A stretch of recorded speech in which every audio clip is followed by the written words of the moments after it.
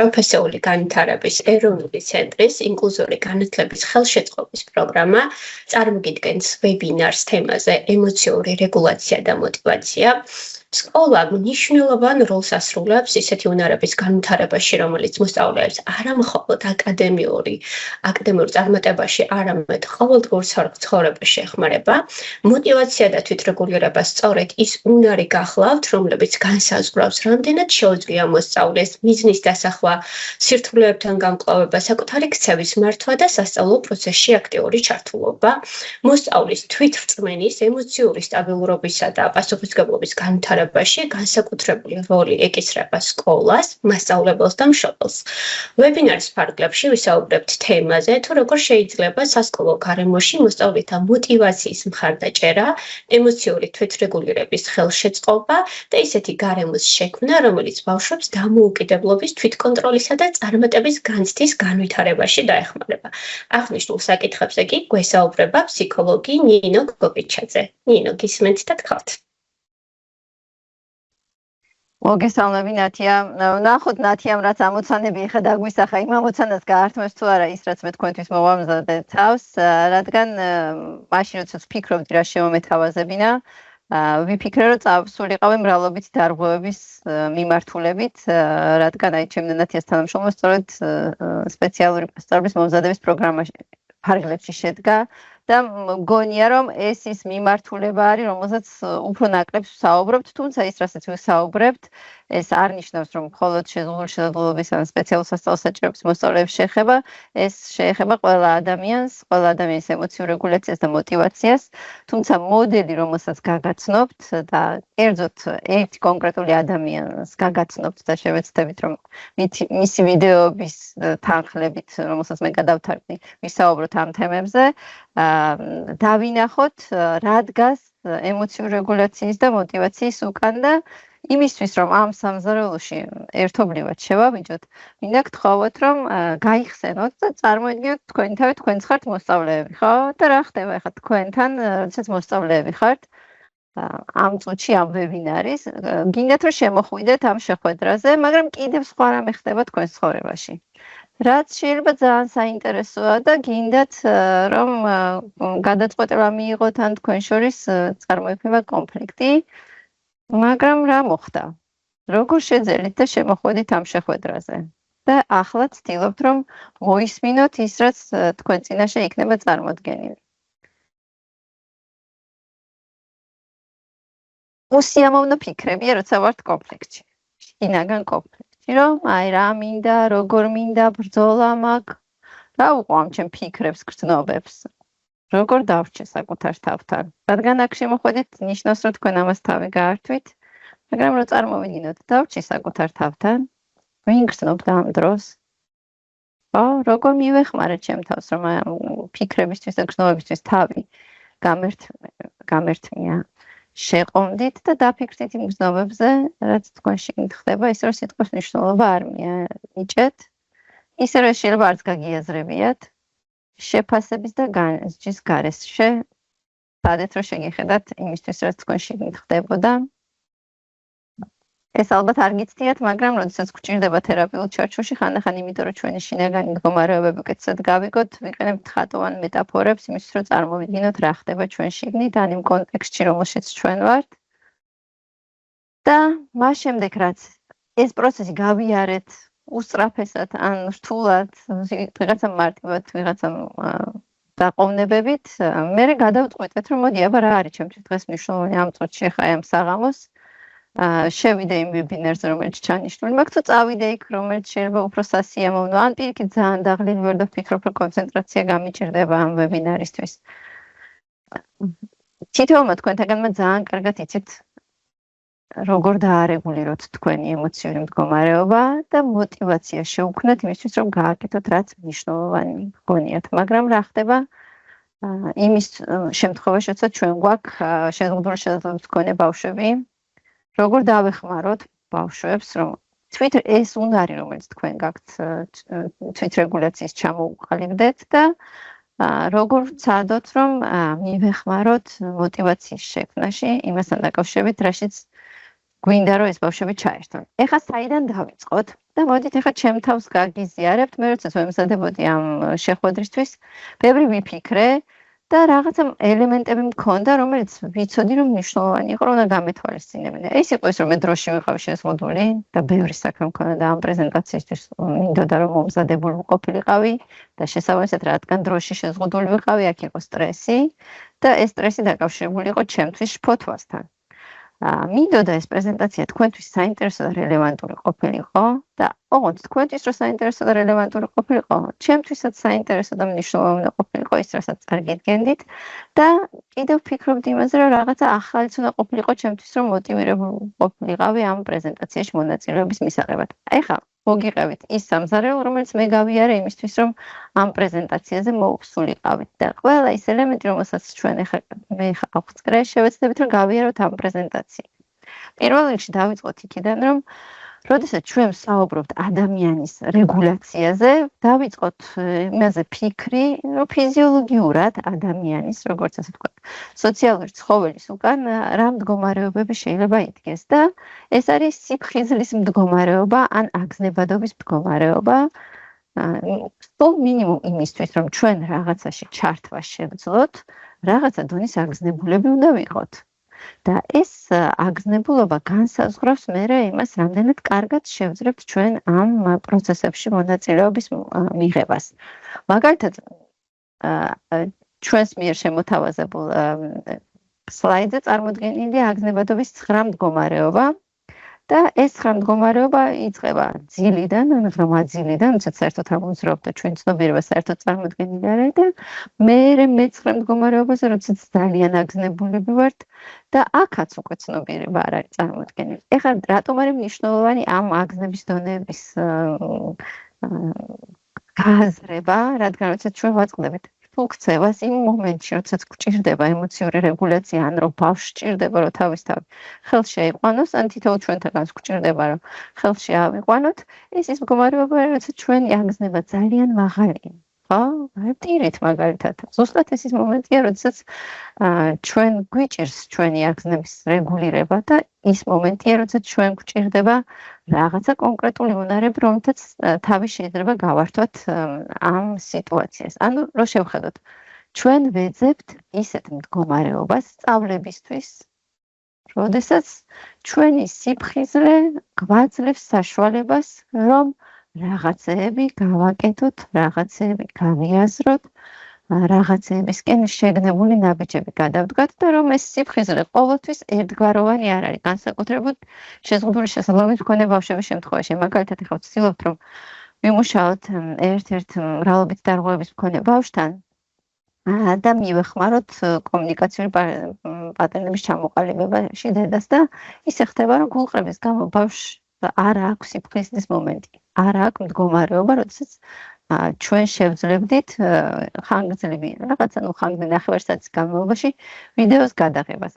ამიტომ ძალიან მნიშვნელოვანია, რომ დავფიქრდეთ აი ამ სიფხიზლის მდგომარეობაზე, როცა ადამიანს შეუძლია ინფორმაციის მიღება.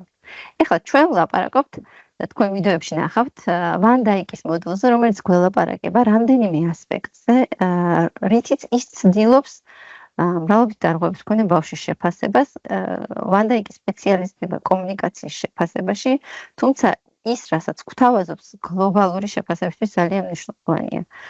ჩვენი პრეზენტაციის განმავლობაში მე შევეცდები, რომ უფრო კითხვები აღგიძრათ, ვიდრე შევეცადოთ, რომ ამ კითხვებზე პასუხი გაგიჩნდეთ და ვან დაიკი გვეკითხება, რომ მაშინ, როდესაც ჩვენ გვინდა ადამიანთან დავიწყოთ ურთიერთობა და ამოვდივართ იმ მდგომარეობიდან, რომ ყველა ჩვენი მცდელობა სწავლების დგას აუცილებლად ურთიერთობაზე, უნდა გავითვალისწინოთ ადამიანის ქცევით ფიზიოლოგიური მდგომარეობა. როგორ მდგომარეობაშია? შეუძლია თუ არა თავის მდგომარეობის კონტროლი? ეძინება, ხიზლობს, ძალიან აგზნებულია. შეუძლია თუ არა გამოხატოს ან გადავიდეს სხვა მდგომარეობაში, ზოგადად რა პატერნები ახასიათებს ინდივიდს ამ სიფხიზლის და ცნობიერების სიცხადის და ის რომ კარგად შეგვიძლია ფოკუსირება და კარგად ვარ, ხა კარგად გამოღვიძებული ვარ. ეს რა გავლენას ახდენს ჩემ მდგომარეობას და ყველამ ვიცით ხო, მაგალითად ვიღაცებს თავისუფლად შეგიძლია თქვათ, აი ერთი ჭექაღავა თუ არ დავლიე, მე არ შემიძლია ვერანაირ შეხვედრას ვერ დავიწყებ, ან ვერანაირ საქმიანობას ვერ დავიწყებ. ან პირიქით ხა ისე მეძინება, რომ მხოლოდ უნდა დავიწყო. ეს ძალიან მნიშვნელოვანი момენტია, იმიტომ რომ ჩვენ ვერ შევალთ სასწრაფო მდგომარეობაში თუ გვიძავს. ხო და დავიწყოთ ხა ეს ჩვენი Well, the first very important domain is the behavioral state. რაც თქვით, ეს არის ქცევითი მდგომარეობა, რასაც ეს ჩვენი ჰოლანდიელი მრავლობითი დარღვევის სპეციალისტი და ფსიქოლოგი გვეუბნება, რომ ყველაზე მნიშვნელოვანი არის ეს. Some children are drowsy, some children are very excited. They come into the room or you come and see them better in the house and you see they are fidgeting all over the place, etc. Or another one sits there not doing anything. So observing in what state their brains are they seeking continuously for excitement or can they hardly take in any new information because that overflows already the mind. So it always starts with quietly sitting and observing the child in an unstimulated situation. In a video clip of an assessment done in front of an audience at Perkins School for the Blind, Dr. Van Dyke sits across from a mother who holds her young daughter in her lap. The girl has been diagnosed with optic dysplasia and some brain damage. Dr. Van Dyke has been a passive observer for over 10 minutes before he initiates his first interaction, standing close and joining the mother in singing to the little girl. She turns her attention to him at the sound of his voice. Shall we sing together? Row your boat. Row your boat merrily down the stream. Merrily, merrily, merrily. So, and the next thing is, and sometimes when I teach these courses, I say, no. Now I think, when I give this child a familiar toy, ask the mother to present a familiar toy. Do I see then a difference in the behavior state? Does the child become interested? And then I give complete new toy. Is the child anxious, withdrawing, or becomes so nervous that he picks up the toy and throws it away? We see that very often in behavior. It can be interpreted that there is a very narrow window of tolerance. I call that a window of tolerance. That you have to be exactly within that behavioral state to present new information, because too little, too much, they go over the hill. In a video clip taken some 24 minutes into the assessment conducted with the young girl and her mother, we see Dr. Van Dyke now kneeling in front of the girl who sits on her mother's lap. The girl and Dr. Van Dyke conduct a reciprocal conversation with various vocalizations.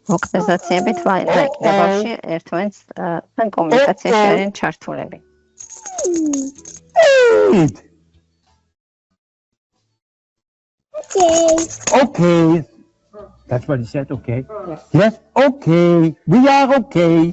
We are okay. We are okay. We are okay. Okay. Okay.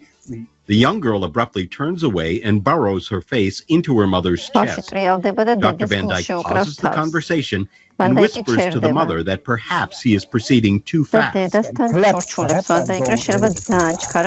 So that status, and parents and teachers, they can say, oh, I always ask, is that what he's showing now? Is that what he normally is? This normal behavior? No, because this is a strange environment. Okay, but I still can see how the child copes with the strange environment. So that is a very important area. ეხლა ამ ვიდეოში ვანდაიკმა არის საუბრა, მაგრამ თქვენ შეამჩნიეთ, რომ ის იყენებს რეგულაციისთვის რიტმულ მოძრაობებს და სიმღერას, რაც ასოცირებული შეიძლება იყოს ბავშვისთვის სიმშვიდეს. Behavioral. ესე იგი, ჩვენ ვილაპარაკეთ ერთ ნაწილზე, რომელიც ეხება ქცევით მდგომარეობებს და ეს გვჭირდება რომ გავვითვალისწინოთ მაშინ სანამ ბავშვთან დავიწყოთ მუშაობას და ვიცით რომ ბავშვი უნდა შევიყვანოთ ისეთ მდგომარეობაში, რომელიც მას მისცემს საშუალებას რომ რაღაცა ახალი ინფორმაცია ან ახალი ადამიანი მიიღოს. ეხლა გადავიდეთ მეორე ნაწილზე. იმისთვის რაღაცა ახალი მივიღოთ, ჩვენ გვაქვს ასე ვთქვათ ჯანსაღი რეაქცია, ყველა ორგანიზმი რეაგირებს რაღაცა ახალზე, რაც მნიშვნელოვანია და ეს სტიმული ზუსტად განსაზღვრავს იმას, როგორ აგზნებით უპასუხებთ ჩვენ ამ მოცემულობას და ამას ვანდაიკი საორიენტაციო რეაქციას ან საორიენტაციო პასუხს ეძახის. ვიდეოს მსვლელობისას, რადგან ის ზუსტად ხედველთათვის არის ადაპტირებული, ნარატორი აღწერს მოვლენებს, რომელიც ვიდეოში ხდება, რომელსაც მე არ ვთარგმნი. Orienting response. საორიენტაციო პასუხი. From my orientation in Russian რუსეთში ჩემი ორიენტაციიდან მე რაც გავიგე, იმ თეორიაში ძალიან მნიშვნელოვანი იყო ადამიანის განვითარებისთვის ცნობის მოყვარეობა. Is the basis of learning and development. When I was not curious about how does it work, I will not be said again. So that's called orienting response. And I do all sorts of funny things. You know, you have a nipple, the child is sucking, and he says to the mother, would you mind turning this nipple inside the bottle? Because the child is used to feel the nipple. What will happen when he feels the bottle but no nipple? Either throws it away. Does he show any curiosity? Even with babies, I can do that. That's the orienting response. In a video clip of an assessment done at Perkins School for the Blind, Dr. Van Dyke is interacting with a young boy who is visually impaired and has cognitive deficits as well. The boy sits at a desk and is presented with a small plastic bottle onto which Dr. Van Dyke has screwed a yellow top. The boy briefly attempts to remove the cap before dropping the bottle onto the desk. Don't believe what the audiologist says.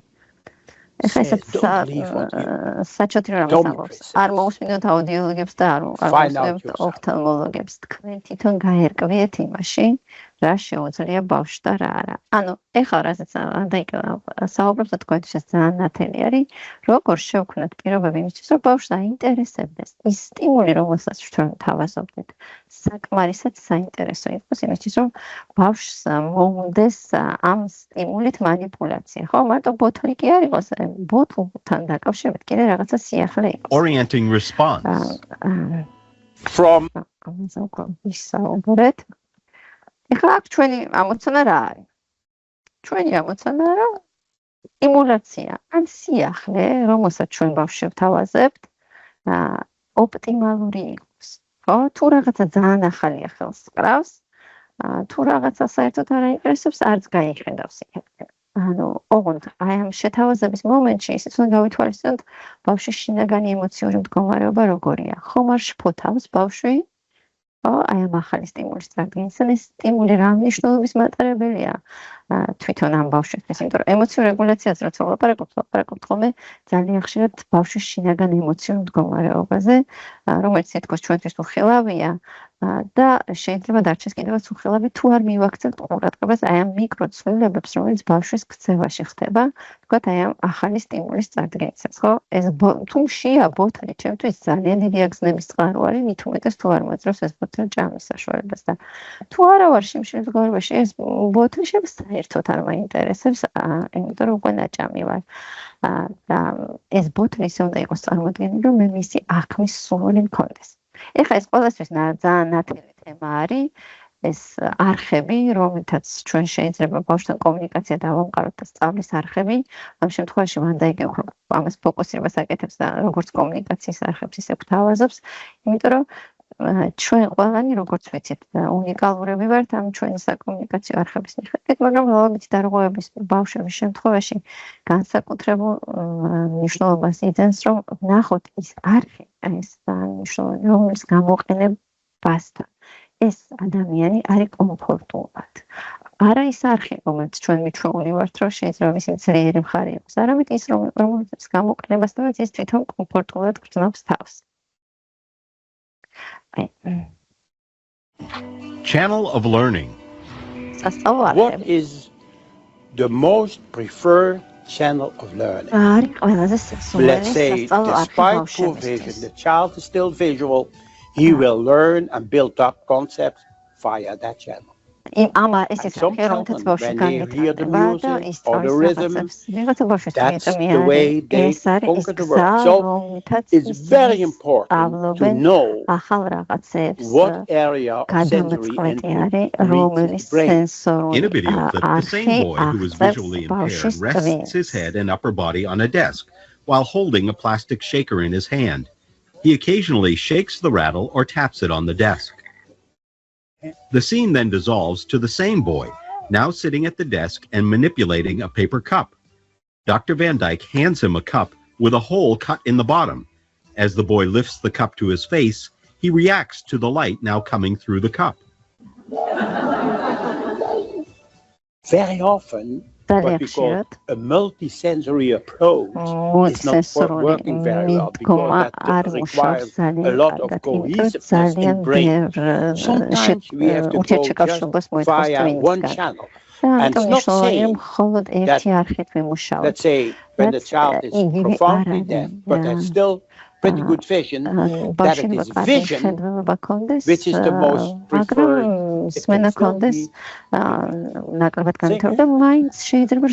that's why you cannot judge from an audiogram, you cannot judge from an ophthalmological assessment. You have just to look. Some get just from the corner of the eye. Let's say 1% of vision. And 50% of hearing is the vision it does it. ესე იგი ვანდაიკასაც გვეუბნება არის რომ მიყევით ბავშვს ეს მისთვის თავარი ამოსავალდებულება არის და ის შეფასებას რომელსაც ვანდაიკი გვყვება ასეც ქვია რომ ბავშვზე ცენტრირებული შეფასებაა და ეს ინკლუზიურ გარემოში მოღვაწე ადამიანებისთვის ახალი ამაში არაფერი არ არის უბრალოდ რაც არის მნიშვნელოვანი რომ ბავშვზე ორიენტირებულები ვიყოთ არაფორმალური შეფასების დროს. აი ვანდაიკი რასაც გვეუბნება რომ შეფასება პრინციპში უწყვეტი პროცესია ბავშვთან ურთიერთობის, ბავშვის სწავლების და ყოველი კონკრეტული მომენტი ყარნახობს რა გავაკეთოთ. აი თუ შეამჩნეთ ეს ბავშვი რომელიც მაგიდასთან იჯდა, შავკანიანი ბიჭი და ბოთლთან თამაშობდა. როგორ შეიცვალა აი მისი სიფხიზლის ხარისხი? როგორ შეიცვალა, როდესაც ვანდაიკმა მას შესთავაზა სრულიად ახალი რამე, მან მისცა გახვეტილი ბოთლი, ხო? აი თუ შეხედავთ, ბავშვი ძალიან მოწყენილია, რაღაცა თვითონ ცდილობს რომ თავის თავი გაირთოს, ან თვითრეგულაციაში შეერჩათ, მე მოწყენილა და რაღაცა სტიმულაციას ვცდილობ, მაგრამ მოვიდა ადამიანი, რომელსაც შეუძლია ეს გარემო შეცვალოს და ნახავთ ბავშვი როგორ დაინტერესდა და უკვე იწყებს არა უბრალოდ რტყმევას, არამედ შესწავლას.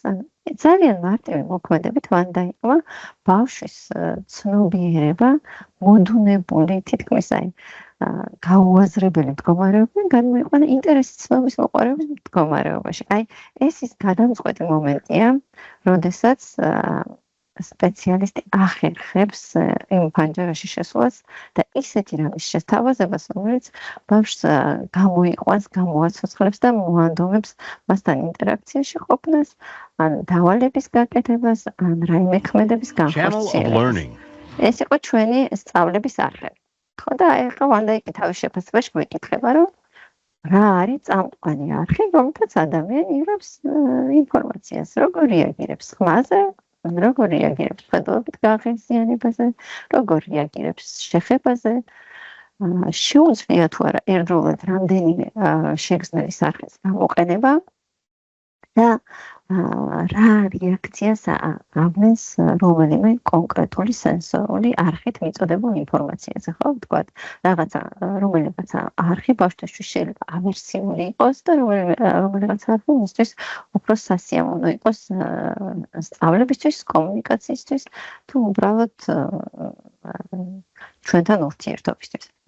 ეხლა ნახეთ, იმისთვის რომ ჩვენ შევინარჩუნოთ ბავშვი და გვყავდეს ჩართული, უნდა იგივთავაზობს, რომ აი ეს მისი ცნობიერება როგორ იყოს ყოველთვის მომართული იქიდან, რასაც ჩვენ ვფიქრობთ, რომ მნიშვნელოვანია და ამას ეძახის მიახლოება და უკან დახევის მდგომარეობას.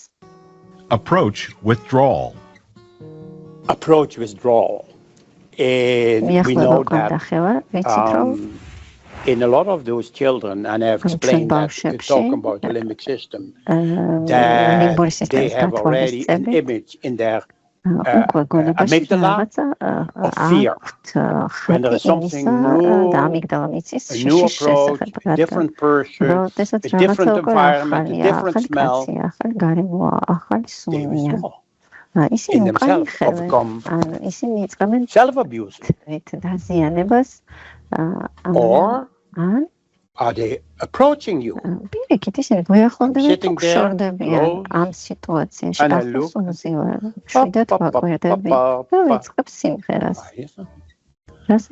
I say to the mom, I always work when the child is small from the mother's lap. Because that gives security. When I sing with you, and the child approaches me. I have that's why my moustache. Because in approach withdrawal, it is the child. Does he wants to be with us? Does he wants to learn? Does he feels comfortable? Or do I raise very easily fear and doubt? In a video clip from the assessment done with a young girl, we see her reach out to Dr. Van Dyke from her mother's lap. Now, some 34 minutes after she first heard his voice, she transfers to his lap and nestles to his chest. და თვითონ გამოიჩინა ამის ინიციატივა. ვანდაიკი აქ გვესაუბრება მიახლოება დაშორებაზე, მაგრამ როგორც ხედავთ, აქ კიდევ ერთი თემა არის, რომელსაც ვანდაიკი ექსპლიციტურად არ გვიხსნის, მაგრამ ნამდვილად აკეთებს ამას, ეს არის, რომ აძლევს შესაძლებლობას ბავშვს თვითონ აკონტროლოს, როგორ წარიმართოს ის პროცესი, რომელშიც ის არის ჩართული. ელოდება ბავშვის მხრიდან ინიციატივის გამოჩენას და ეს გადამწყვეტი მომენტი არის ძალიან ბევრი ინტერვენციის განხორციელების დროს, რომ როგორ მივიცეთ ბავშვს საშუალება, რომ თვითონ გამოხატოს მზაობა. საგაკვეთილო პროცესში თითქოს ამის შესაძლებლობას საერთოდ არ უქმნით ბავშვებს, სხედვართ გაკვეთილზე, ზარი დაირეკა და ბავშვი უკვე ზარის დარეკვის მომენტიდან იგულისხმება, რომ მზად უნდა იყოს, რომ ჩაერთოს იმის კეთებაში, რასაც მასწავლებელი თავაზობს. როგორც ვიცი, უმრავლესობა თქვენთაგანი ჩართული არის ინტენსიურ განათლებაში და რომ წარმოიდგინოთ თქვენ გაგახსენდეთ ის სამზარეულო ადგილებს წარმოიდგინეთ, რომელშიც ყოველდღე ხართ, შემოიყვანეთ ბავშვი, რომელიც ახალ ნაჭამია, საერთოდ არ უნდა გაკვეთილზე ყოფნა. ძლივს შემოვიდა, ძალიან ნელა შემოვიდა გაკვეთილზე, ძლივს დაჯდა და ამ წუთში ჩვენ ამ ბავშვს ვთავაზობთ ისეთი რამის გაკეთებას, რაც შენ მას არ უფიქრია, ხო? და თქვენ პრაქტიკიდან თქვენ ძალიან კარგად იცით, რომ რა დრო სჭირდება თქვენი ზედამხედველობის ქვეშ მყოფ მოსწავლეს იმისთვის, რომ ახლა ეს რასაც ვლაპარაკობთ, მიახლოება დაშორებით მდგომარეობა, ძალიან კარგად ასახავს იმას, რომ ტრანზიცია როგორ უნდა მოხდეს.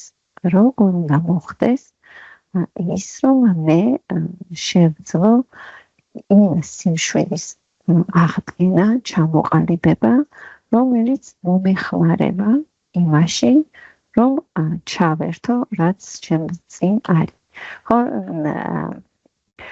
ამიტომ ბევრი თქვენთაგანი სხვადასხვა ტიპის ხერხებს იყენებს იმისთვის, რომ ბავშვს მიეხმაროთ ემოციურ რეგულაციაში, აჩვენოთ რა ელოდება მას წინ, ამაზე ცოტა მოგვიანებით ვილაპარაკებთ, ანუ რა აქვს მას გასაკეთებელი, იმიტომ როგორც ჩვენ რამდენიმე სლაიდის წინ ვახსენეთ, მნიშვნელოვანი არის ჩემთვის მე წინ რას თავაზობენ, წინ რა მელოდება, იმისთვის რომ ქართულ ენაზე ესე ვამბობ, განწყობა შევიქმნა და მოვემზადო.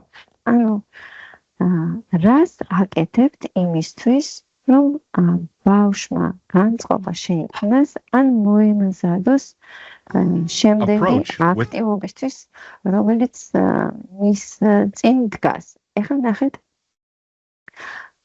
როგორ უქმნია მობილიზაციის შესაძლებლობას, ეს არის ამოცანა, რომელიც მე დგას. მე ეს გარეგან როგორ უნდა მოვახერხო და რადგან მე ვარ ის ფაქტორი, რომელიც მართავ მის ყურადღებას. როგორ მივხვდე, რომ ბავშვი უკვე ჩართულია? როგორ მაჩვენებს ბავშვი, რომ მას არ მოსწონს ის, რასაც მე ვთავაზობ და არიდება უნდა? რა ფაქტორები ეხმარება ბავშვს, რომ იყოს მოტივირებული? ეს სრულიად ჩემი დაკვირვების სამზარეულოში არის.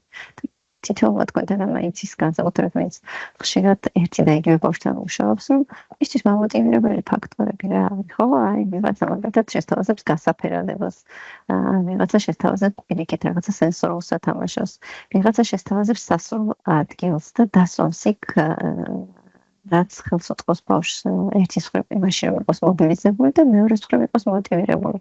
ანუ რაღაცნაირად გამოდის, რომ მოლოდინი, რომელსაც ჩვენ უყალიბებს და ამას კიდევ მოგვიანებით ვილაპარაკებთ, იმასთან დაკავშირებით, რაც მოხდება, ერთდროულად მარეგულირებელი ფუნქციის მატარებელიც არის და მამოტივირებელი ფუნქციის მატარებელი, ხო?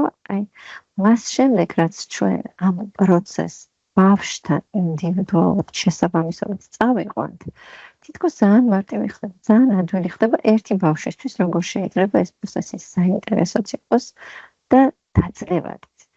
ანუ აქ მნიშვნელოვანი არის, რომ ის, რასაც ვთავაზობ და უნდა გითხრათ, თუ ძალიან რთულია, ბავშვი ამაში არ შევა. თუ ძალიან მარტივია, ბავშვი ამაში არ შევა. და აქ უკვე თითოეულ თქვენთან ძალიან კარგად გეცნობათ სოციოკულტურული მიდგომა იმის შესახებ, რომ როგორ უნდა შევარჩიოთ ის აქტივობები, რომელიც ბავშვის უახლოესი განვითარების ზონაში არის და ბავშვის ცოდნა საკმარის შესაძლებლობას გვაძლევს ამას. და ხშირად ვამბობთ, რომ აი ბავშვს არ მოწონს გაკვეთილი, ბავშვი ურევს გაკვეთილზე და ძალიან ბანალური ფაქტორები დგას ხოლმე ამის უკან. ნუ ბავშვი მოწყენილია. ან პირიქით, ისეთ დავალებების გაკეთებას ვთხოვთ მისგან, რომელიც მის შესაძლებლობას აღემატება. ამიტომ ძალიან მნიშვნელოვანია, რომ დავაკვირდეთ ბავშვის ჩართულობას და გავაანალიზოთ ის ფაქტორები, რომელიც ამ ჩართულობის მიღმა დგას. და ეს თქვენთვის არ არის ახალი და თითოეულმა თქვენთაგან ძალიან კარგად იცით, რომ ამ ფაქტორების ყურადღების მიქცევა გადამწყვეტი იქნება თქვენი ბავშვი ჩაერთობა თუ არა სხვადასხვა საქმიანობაში. ეხლა მოდით გადავწყვეტ, რომ მაინც კარგი იქნებოდა, რომ დავაბრუნდეთ აი ყურადღების და მობილიზების თემას და შევხედოთ ამას ისევ სიფხიზლის პერსპექტივიდან, რადგან გონია, რომ ეს თემა არ განიხილება ისეთი სიხშირით, როგორც სიხშირითაც უნდა განიხილებოდეს, არადა ეს ფიზიოლოგიურად განპირობებული მდგომარეობა არის და თითოეულ ჩვენთაგან ძალიან კარგად გვიცნობია ეს ჩვენი თვალსა. ანუ ჩვენი ამოცანა არის, რომ როგორ ვიყოთ ფხიზლად, ანუ როგორ შეგვეწყოს ყურადღების მიმართვა. და ეს სიფხიზლის დონე როგორ იყოს შესაბამისი. თვითონ ნახეთ ეს ტერმინები სიფხიზლე, ყურადღება, მობილიზაცია თითქოს სინონიმებად განიხილება და გვაჩვენებს აი ამ აგზნებადობისა და ძილღმიძილის სპექტრს. და გვეუბნება, რომ ეს არის შესაძლებლობა, როდესაც ჩვენ შეგვიძლია კავშირი გავამყაროთ გარემოსთან. ამ შემთხვევაში თუ დავალების ფორმულირებიდან შევხედავთ ამაზე ვილაპარაკეთ კიდევაც, მე თუ მეძინება რაღაცა გამოუძინებელი ვარ ან ნაბახოსები ვარ საბანიოდ ბავშვები არ არის ხოლმე ნაბახოსები ან რაღაცა წამალი მაქვს მიღებული რომელიც მოთენთილ მდგომარეობაში მოვყოფებს და ჩვენი ბავშვები მრავალმხრივი დარღვევის მქონე ბავშვები ან ზოგადად სპეციალურ სასწავლო-საჭიროების მქონე ბავშვები ხშირად არიან ესეთი ტიპის მედიკამენტების ზემოქმედების ქვეშ როგორ გამომაფხიზლოთ ეს ბავშვი და თქვენ როცა კარგად იცნობთ ბავშვებს იცით რომ რა გამოახვიძებს ბავშვს და თავაზობთ ისეთ რამეს რაც გამოაფხიზლებს ესე იგი გაზრდის სიფხიზლეს ეს შეიძლება იყოს ახალი არაორდინარული და სტრესის შემცველი ეხლა აქ ესეთი თემა გვაქვს რამდენად სტრესის შემცველი სტიმულების შეტანა ეთიკური შეიძლება იყოს იმისთვის როცა გვინდა ბავშვის გამოღვიძება მაგრამ აი თუ დავფიქრდებით რომ ამას ძალიან ხშირად იყენებენ მაგალითად რეკლამის სპეციალისტები და ძლიერი ხმით ან ინტენსიური გამღიზიანებლის შემოტანით აი ამ სწორედ ამ ჩვენი სენსორული არხების დასტრესვით ახერხებენ ჩვენი ყურადღების მოპყრობას თანამედროვე სამყაროში აი ეს სტრესები რომელიც სტიმულაციის მხრიდან არის შემოსული ძალიან ხშირი გვაქვს თუმცა ესეც ძალიან მნიშვნელოვანი ფაქტორია ეხლა რასაც უნდა შევხედოთ ჩვენი ყურადღება არ არის უსასრულო ეს განლევადი რესურსი არის და რადგან ბიოლოგიურად ეკონომიური მანქანები ვართ ჩვენ მიმართული ვართ იმისკენ რომ აღვიქვათ და ვინახოთ ის რაც ყველაზე მნიშვნელოვანია და გადამწყვეტი როლის მქონე არის ჩვენთვის და შევეცადოთ მხოლოდ იმას მივაქციოთ ყურადღება. ეხლა აქ რადგან სტრესზე ვილაპარაკეთ, სტრესის შემთხვევაში მნიშვნელოვანი კიდევ ერთი ფაქტორი, რომელსაც უნდა მივაქციოთ ყურადღება, როდესაც სტრესი გვაქვს, ჩვენი ყურადღება ვიწროვდება და ვამბობთ, რომ ესეთ გვირაბისებული ხედვა უყალიბდება ადამიანს, მისი ცნობიერება შეიზღუდება და მხოლოდ მიმართულია იმ მოვლენის გამხსენების მიმართ, რომელმაც ეს სტრესი გამოიწვია, რომელმაც მოახდინა ჩვენში შიშის აქტივაცია, საფრთხის პასუხის აქტივაცია და აი მარტივად თუ ესე პროგრესივით გაიხედებით და ეს თვალთან მიმიტანთ ხელს და გაიხედებით და რას ხედავთ ეკრანის რაღაცა მხოლოდ შეზღუდულ ნაწილს ხედავთ და სხვის დანახვის შესაძლებლობა არ გაქვთ ამ კონკრეტულ ზუსტად ეს არის ეს პროგრესიული ხედვა დამახასიათებელი ამ სტრესული ზემოქმედების დროს აი და თუ გაგახსენდებათ თქვენი თავი როცა ცხელავთ და არ გესმით სხვები რას გეუბნებიან ან მხოლოდ რაღაცა ერთის შემოფარგლული რაღაცის გაკეთება შეგიძლიათ ხო აი მაგალითად ვთქვათ აი პრეზენტაცია როცა მაგ რაღაც ახლის გელავ და მჭირდება რაღაც ტექნიკური დეტალის სწავლა იმ მომენტში ხო არაფრით ამ ტექნიკური დეტალის სწავლა არ გამომივა მანამ სანამ მე არ შევძლებ რომ ეს ჩემი შფოთვა დავაკვირდო ხო ანუ უნდა ჩემი ცნობიერი სტრატეგია და მივმართო იმისკენ რომ ეს ჩემი შფოთვა ცოტა შემცირდეს აი დღეს ახლა მე და ნათია სანამ პრეზენტაციას დავიწყებთ ვცადეთ რომ დაგვეტესტა მე არ მაქვს გამოცდილება Teams-ის მოხმარების თუმცა რამდენჯერმე გამომიყენებია ეს Teams-ი არ ვქრალავდი შეხვედრის დაწყების წინ თითქოს მაგრამ აი ვიჯექი მქონდა გახსნილი ფანჯარა ბაზიარების და ვერ გავხსენი ისეთი ფორმატით როგორიცაც და ვერ გავხსენი ხო ანუ ერთის პროფესია კარგია ინტერესს აღწევს მაგრამ ნახეთ როდესაც შფოთვა მაქვს და მე ეს სიახლეს უპირისპირდები ეს ჩემი შფოთვა არ მაძლევს საშუალებას რომ ეს სიახლე აღავიქვა ან ამ სიახლეში შევძლო ნავიგაცია ანუ უნდა გავითვალისწინოთ ისევ სიფხიზლის მდგომარეობას და დავუკვირდებით რომ და ვანდა იქაც გვეუბნებოდა რომ ახლის შესთავაზება შეიძლება ან იყოს ასოცირებული საფრთხესთან და აი ეს შეთავაზება როგორ მოხდება და მე რა მხარდაჭერის რესურსები მექნება გადამწყვეტი იქნება იმისთვის შევძლებ თუ არა მე აი ამ კონკრეტულ აქტივობაში ან ინტერაქციაში შესვლას. მაგრამ შეიძლება შევიდე ამ ინტერაქციაში. აი ხა ისევ ჩემი და ნათიას მაგალითს რომ დავუყოთ, კი გავხსენი ფანჯარა, მაგრამ არ იყო ეს წარმატებით გახსნილი ფანჯარა. მე ჩემი შესაძლო რესურსების არც ისეთი დიდი პროცენტის გამოყენების შესაძლებლობა არ მომეცა. იმიტომ რომ ვიყავი ცოტათი აღელვებულ მდგომარეობაში. მაგრამ ნახეთ, ძალიან ხშირად როცა რაღაც ახალი ტექნიკური დავალებების გადაწყვეტა მჭირდება, ვიყოლებ ჩემს შულს, როგორც მოდი მომიხმარე, როგორ გადავიდეთ, როგორ გავაკეთო. და მარტო ის მომენტი, როდესაც ეს ჩემი შვილი მოდის ხოლმე ჩემთან, ან მე ვიმედება, რომ იმას შემიძლია რომ დახმარება გამიწიოს. ვთხოვე, ან გავიაზრე, რომ ის ახლოს არის, ჩემი შფოთვა მომენტურად იკლებს და მე მაგ შესაძლებლობა ის რაღაცა გავაკეთო. ან ეხლა ჩვენ რასაც ვლაპარაკობთ, როგორ გამოვიყენოთ ჩვენი სიფხიზლე, რომელიც დაკავშირებულია ერთის მხრივ სტრესის არსებობასთან, როგორც მამობილიზებელ ფაქტორთან და მეორეს მხრივ რაიმე ახალთან, იმისთვის რომ ადამიანი იყოს ჩართული იმ ამოცანის შესრულებაში, რომელიც მის თვალსაჩინში ან სამწუთში ევალება. ან ჩვენ გვჭირდება რომ ამოცანა იყოს საინტერესო, შეიძლება ამიტომაც რაღაცა სტრესის მომგვრელი იყოს, მაგრამ ამავე დროს მე უნდა მქონდეს, ეხლა ნახეთ რომ დავუკვირდეთ როგორი არის სათანადო სიფხიზლის დონე. იმიტომ რომ მკვლევარებმა გვაჩვენეს, რომ აგზნება ყოველთვის სასარგებლო არ არის. თქვენ ძალიან კარგად იცით, ეს ახლა ფიზიოლოგები არიან და ისინი იკვლევენ ამ აგზნებადობის მრუდებს და ხედავენ, რომ სიფხიზლის დაბალი დონე ცუდია ამოცანების შესრულებაში, მაღალი დონე ცუდია.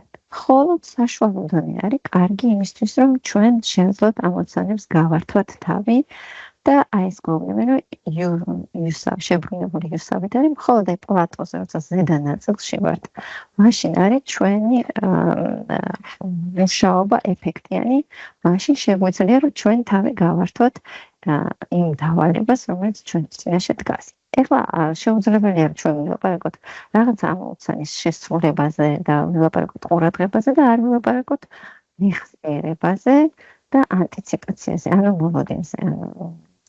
ანუ ნახოთ რას გვეუბნება ვანდაიკი ამის შესახებ. Memory and anticipation. A forgotten aspect is very often. So suppose that I have the child is eating with a fork and I bend the fork. I see there's orientation reaction. You know, it's bended fork. And then I straighten up. Nice experience for re-entering response. But after 20 minutes, I bring it back. Does the child remember and comes up to me and says, okay, will you straighten up? Very, very, very important. You have to develop a solid, robust network in your brain. So this type, you need a lot of repetition. We learn by routines, and we learn the best way when we anticipate something, when we expect something to happen. In a video clip, we see the young girl bouncing on a large ball which rests between her mother and Dr. Van Dyke.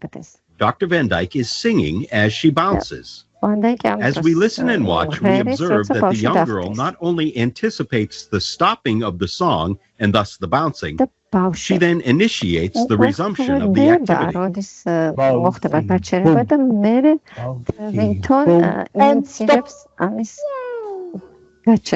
Why is anticipation so important? Because at that moment, you boost the growth of the nervous system. Connection. Learning is making new connections. And that happens more in toil situation than in association. You know, in the old days we said, ასოციაციურ სიტუაციაში. ძველ დროს ჩვენ ძალიან ხშირად უმეორებდით და ვაძლევდით ბავშვს. That's a very weak way. But the moment when you play ball and the child enjoys, და ჩვენ ვამბობთ ჯამი და ბავშვმა რაკმის სიამოვნება აქვს, მაშინ ბავშვი უკვე ელოდება ჯამს. He may come up because he expects you to continue to play. So anticipation is a very important domain.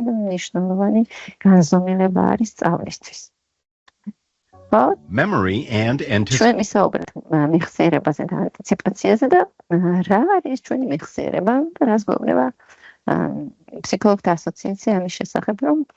თუ სწავლა არის ახალი ინფორმაციის ქცევის, შესაძლებლობის შეძენა, პრაქტიკის დაკვირვების ან სხვისი გამოცდილების შედეგად, ან სხვა გამოცდილების შედეგად, რაც დასტურდება ცოდნის ქცევის, ტვინის ფუნქციების ცვლილებით, სწავლა გულისხმობს შემოსული ინფორმაციის შესაბამის ასპექტებზე, ყურადღების მიქცევას, ინფორმაციის ორგანიზებას თანმიმდევრულ კოგნიტურ წარმოდგენებში და მის ინტეგრაციას ხანგრძლივი მეხსიერებიდან არსებულ შესაბამის ცოდნასთან. ანუ როდესაც ახალს ვსწავლობთ, ის ყოველთვის მნიშვნელოვანია, რომ დაინტეგრირდეს იმ გამოცდილებასთან, რომელიც ჩვენს ხანგრძლივ მეხსიერებაში არის შენახული. და მეხსიერება არის ინფორმაცია ან წარსული გამოცდილება, გამოცდილების შენახვის უნარი, რომელიც დაფუძნებულია სწავლის ან კოდირების გონებრივ კოგნიტურ პროცესებზე, რომელიც გარკვეული დროის განმავლობაში შენახვას გულისხმობს, ასევე გულისხმობს აღდგენას ან გაცოცხლებას მოგონებაში იმისა, რაც კონკრეტული მომენტისთვის მნიშვნელოვანია და ჩვენ ვიცით, რომ სასწავლო მოსწავლეებისთვის ერთ-ერთი გამომწვევი ამოცანა არის სწორედ ის, რომ როგორ მივეხმაროთ რაღაცების ერთის მხრივ დამახსოვრებაში და მეორეს მხრივ როგორ შევქმნათ პირობები, რომ ადამიანებმა სათანადოდ შეძლონ მისი აღდგენა და გამეორება და სწორედ ვანდაიკი გვეუბნება მაგას, რომ იმითი, რომ ჩვენ ვიმუშავებთ იმაზე, რომ ბავშვს ჩამოუყალიბებთ მოლოდინებს, ჩვენ გავაუმჯობესებთ ბავშვის შესაძლებლობას, რომ თავისთავად სწავლა განხორციელდეს და ბავშვს ჰქონდეს შესაძლებლობა, რომ დაინტეგრიროს ეს გამოცდილება არსებულ მეხსიერებასთან. ანტიციპაციას აქვს ძალიან რთული ფენომენია და ჯერ ბოლომდე შესწავლილი არ არის და გვეუბნებიან, რომ აქვს ბევრი სხვადასხვანაირი ასპექტი, როგორც ეს დროის მახასიათებელთან არის დაკავშირებული და მაგრამ აქვს ესეთი ასპექტები, თვითონ რაში გამოიხატება მე რომ ველოდები, ანუ რაში გამოიხატება, რომ მე რაღაცის ანტიციპაცია შემიძლია, ანუ თვითონ ანტიციპაციის ქცევის განხორციელება, ხო? და თუ დაუკვირდებით არის მომენტები, როდესაც ბავშვები გიყურებენ, შემოგციცინებენ, როგორც ვთქვათ და ერთი სული აქვს, რომ რაღაცა დავალება მოგცე. მაგრამ არის მომენტები, როდესაც უკვე აღარ უნდათ და ეს ანტიციპაცია იმისია, რომ ისე დამთავრდება. თვითონ ანტიციპაცია თავის თავში გულისხმობს სენსორულ დამუშავებასაც, შინაგან დამუშავებასაც და მე ანტიციპაცია რაღაცნაირად არის დაგეგმვის და გადაწყვეტილების მომენტი ხასიათდება, რომ აი მე რაღაცისთვის ვემაზრდები. ზუსტად ეს არის. აი მე რაღაცა უკვე გადავწყვეტე. აი ჩვენ ვსაუბრობთ, რომ ყურადღება და მობილიზაცია. აი ანტიციპაცია ზუსტად აი ეს მომენტია, როდესაც მე გადავწყვეტე საითკენ უნდა წავიდე. ხო, რომ მივდივართ და თქვათ რაღაცა დავინახეთ ჩვენთვის სასურველი ტრანსპორტი. და აი როგორ მომენტალურად ჩვენ გადავგებმავთ იმას, რასაც ვახორციელებთ, წავალთ იმის მიმართულებით, რაც ჩვენთვის მნიშვნელოვანია და ეს ძალიან გადამწყვეტი როლის შემსრულებელია თვითრეგულირებაში. ეს არის ჩვენ თვითრეგულირების გადამწყვეტი მომენტი, როდესაც ჩვენ დავინახავთ სტიმულს და მოვმართავთ ჩვენს აღმასრულებელ ფუნქციას, ჩვენს ქცევას, გადავგეგმავთ, შინაგანად მიმდინარე პროცესები არის და მივიღებთ გადაწყვეტილებას და გადავალთ ამ ქმედების შესრულებას. რთული არის ჩვენ ბავშვების შემთხვევაში, რომ ეს მათ შეგიძლიათ ხდება და ჩვენ ვერ მართავთ. ამას აი ამ მეხსიერებასთან დაკავშირებით მნიშვნელოვანია, რომ მეხსიერებასთან ერთად მოვიცოდეთ, რომ ადამიანი როგორი ივიწყებს. როგორ ეგუება სტიმულებს, რამდენად უშინაურდება ამ სტიმულებს მარტივად, ანუ აი ეს გაშინაურება და ჰაბიტუაცია სწორედ გვეუბნება იმას, რომ ისწავლა, უკვე ეს გაიშინაგნა, მისი გახდა ის, რასაც ჩვენ ველაპარაკებით. აი, როცა მოვიდეთ აი ტექნოლოგიური პროცესები ძალიან კარგად გვაჩვენებს ჩვენ, რამდენად რო გვჭირდება სიახლესთან გაშინაურებისთვის, რა დრო გვჭირდება იმისთვის, რომ ეს ყველაფერი გახდეს ჩვენთვის უკვე განცდის მომგვრე, რომ მე ამასთან მოუკიდებლად ვართავ. მე შემიძლია ამასთან ის დამოუკიდებლად მოვყრობა და უკვე აქ აღარ ვღელავ. უკვე შფოთვა აღარ მაქვს. პირიქით, აქ თავდაჯერებულობის განცდა შემოდის. ანუ ეს თავდაჯერებულობის განცდა შემდეგ არის აი ეს რომ მე რაღაცა მეხსიერებაში ისე მაქვს შემონახული. შემდეგი საშუალება რომ მე კიდე გავბედო რომ ახალი რაღაცა შევიმეცნო. მე თუ შემიძლია რომ რაღაცა ვისწავლო, მე თუ შემიძლია რაღაცა ვიწინასწარმეტყველო, მე თუ შემიძლია მოვლენები ერთმანეთთან დავაკავშირო, მე ჩემი რუტინა თუ მაძლევს სიმშვიდის შესაძლებლობას, ის ადამიანები, რომლებიც ჩემ გარშემო არიან, მეხმარებიან ჩემ მოლოდინები გამიმყარდეს, მე გარეგულირებული ვარ. მე შემიძლია ახალი გამოცდილების მიღება. მე მოტივირებული ვარ ახალი გამოცდილებისკენ წასასვლელად. და მე ღია ვარ იმ მოვლენების მიმართ, რომელიც ჩემ წინ შეიძლება იყოს წარმოდგენილი. რაც უნდა მოვლენები უნდა მელოდებოდეს კარებს, როდესაც გავაღებ და შეიძლება სრულიად წარმოუდგენელი დინოზავრი იყოს ჩემი კარის წინ. ერთ-ერთი ხა კიდევ ერთი მთავარი პრობლემა, რომელიც ამოცანა, რომელიც ჩვენ წინაშე დგას და მნიშვნელოვანია, რომ კარგად გავიაზროთ, ეს არის ბავშვის უნარი გადაჭრას პრობლემა თავისთავად და როგორ შევქმნათ ის მოცემული, რომ თვითონ გადაჭრას და ამ ნიშნითაც მანდა იგი სოციოკულტურული თეორიის მიმდევარია და ვიგოცკის კარგი მოსწავლე. Problem solving. And then the eighth area is problem solving. That is, as I did with the nipple, with closing a box, with the refrigerator, when the child knows the car keys because they want to go home, I give him the wrong car keys and trying, what does he does? Banging on the door, or when I give him another option, he takes that, so he thinks, that's wrong. So in problem solving, you can have a lot of fun that the child knows how to solve, but again, within the realm of his experience. In a video clip, Dr. Van Dyke is interacting with the young boy who sits at a desk and plays with some paper cups. Dr. Van Dyke then takes a smaller cup, places it upside down inside the larger cup, and observes the boy's reaction. The boy explores the new configuration with his hand and attempts to remove the smaller cup. და ბიჭი თვითონ ახერხებს, რომ ამოიღოს ეს ერთი ჭიქა მეორეში ჩასული. ეს არის ძალიან მნიშვნელოვანი გამოცდილება იმისთვის, რომ ჩვენ შევსწავლო მოგვინდეს, რომ გვქონდეს განცდა, რომ გავართვით თავი ამ ამოცანას და ან ვიღაცა მიგვიყვანა ამ ამოცანის გადაწყვეტამდე, იმიტომ რომ ჩვენ დავინახეთ, როგორი მიზეზშედეგობრივი კავშირები იყო ამ ამოცანაში, ჩვენ თვითონ დავინახეს, ჩვენ კი არა მოგვახსნერებს, აი ეს არის გადამწყვეტი ამ ამოცანის ამოხსნაში, რომ მე ამოვხსენი ეს ამოცანა და ეს ამოცანა საკლარისად რთული იყო. და მე შევძელი და ისე იყო ამოცანა კონსტრუირებული, რომ მთელი ამ ამოცანის შესრულების პროცესში მე გავაძელი და მქონდა ყურადღება მიმართული სწორედ ამ ამოცანის გადაწყვეტაზე და რაც არის მნიშვნელოვანი, რომ მოგწონს ჩვენ რთული ამოცანების გადაწყვეტა. არა, მარტივი ამოცანების გადაწყვეტა გვაძინებს და გვიქმნის სიტუაციას მოწყენილობის და როგორც აი მათემატიკის პრობლემის გადამჭრელი ბავშვები გვეუბნებიან და ადამიანები, თუ ჩვენ რთული დავალებებით დავიწყებთ ან დავასრულებთ, ეს აი კარგ სამოტივაციო როლს ასრულებს იმ ამოცანის შესრულებაში, რომელიც ჩვენ დავისახეთ. გადამწყვეტი კიდე ამ პროცესში ამაზე აღარ შევჩერდებით, არის სოციალური ინტერაქციები, რომელიც ვიცით, რომ თავარი მედიატორის როლს ასრულებს ჩვენ რეგულაციურ მექანიზმებში და მოტივაციური მექანიზმებში, ხო? ახლა თითოეულ თქვენთაგანი ალბათ თქვენი ბავშვებთვის ის საყვარელი ადამიანები ხართ, რომლის ხათრითაც ძალიან ბევრ რამეს დააკეთებენ, რომლის გამოც ბავშვი შეიძლება სკოლაში მოვიდეს.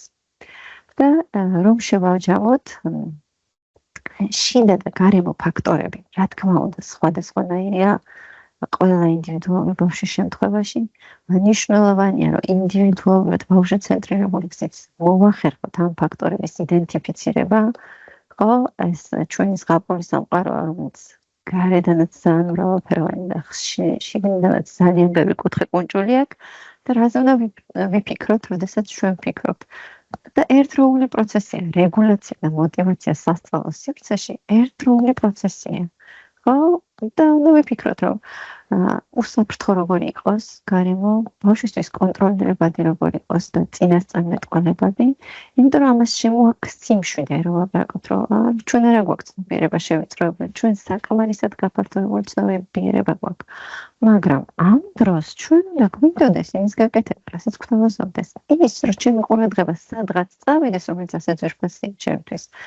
საინტერესო უნდა იყოს, ამისთვის შეიძლება ეს ახალი იყოს, ან ძალიან წარმტაცი იყოს, ან მეხმარებოდეს, რომ მობილიზდე. სწორედ ასე შეიქმნას მოტივაცია იმისა, რომ გავაკეთო ის, რაც საინტერესოა ჩემთვის იმ კონკრეტულ მომენტში. მადლობა.